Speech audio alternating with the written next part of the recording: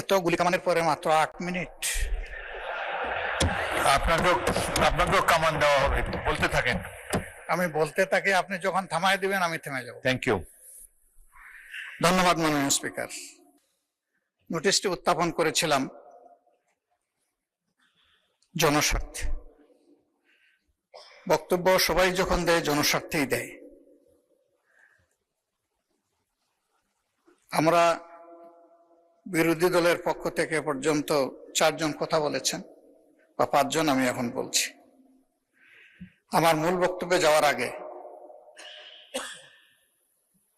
মাননীয় সংসদ সদস্য এবং স্বরাষ্ট্রমন্ত্রী খুব চমৎকার কিছু কথা বলেছেন, এগুলো একটু স্মরণ করতে চাই। উনি বলেছেন যে shareholder is share holder.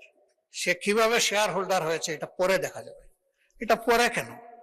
এটা তো আগেই এক্সপোজ হয়ে গেছে। সারা দুনিয়া জানে, উনি জানেন না। উনার মতো একজন বিজ্ঞ মানুষ, আমি এটা বিশ্বাস করি না। এই ব্যাংক থেকে উনি একা নিয়েছেন তার নিজের নামেই 82,000 কোটি টাকা, আর তার সমুদয় শেয়ার যেগুলা তিনি কিনেছেন 82% মালিক হয়ে গিয়েছেন, এগুলার মূল্য হচ্ছে মাত্র 12,000 কোটি টাকা। অর্থাৎ তিনি কই তেল দিয়ে শুধু কই বাঁচেন নাই, কইও বাঁচছেন, শোল মাছও বাঁচছেন, এবং সবগুলা ব্যাংক থেকে ডাকাতি করা টাকা।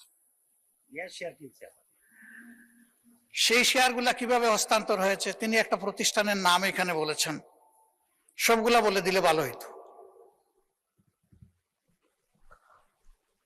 এই ধরনের সকল শেয়ার হোল্ডারের উপরে বিশেষ একটা এজেন্সির মাধ্যমে প্রচন্ড চাপ ক্রিয়েট করে তাদেরকে বাধ্য করা হয়েছে তাদের শেয়ার হস্তান্তর করতে। এরা তো হস্তান্তরের জন্য এই শেয়ারগুলা কিনে, তারা যুগ যুগ ধরে এই ব্যাংকের সাথে ছিল এবং যথারীতি এই ব্যাংক সবাইকে স্যাটিসফ্যাক্টরি সার্ভিস দিয়ে চলছিল, ডিভিডেন্ড দিয়ে চলছিল।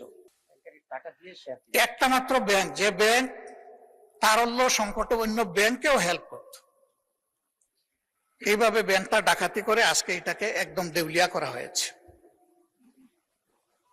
এটা করেছে ফ্যাসিস্ট সরকার। উনি কর্মচারীদের নিয়োগের ব্যাপারে কথা বলেছেন। 10,000 কর্মচারীকে নিয়োগ দেওয়া হয়েছে, সামান্য কোনো নিয়ম নীতি মানা হয়নি, পত্রিকায় একটা বিজ্ঞপ্তি দেওয়া হয়নি। এই ব্যাংকের সমস্ত অতীত ট্র্যাডিশন ব্যাক করে কোনো পরীক্ষা ছাড়াই তাদেরকে নিয়োগ দেওয়া হয়েছে। একটা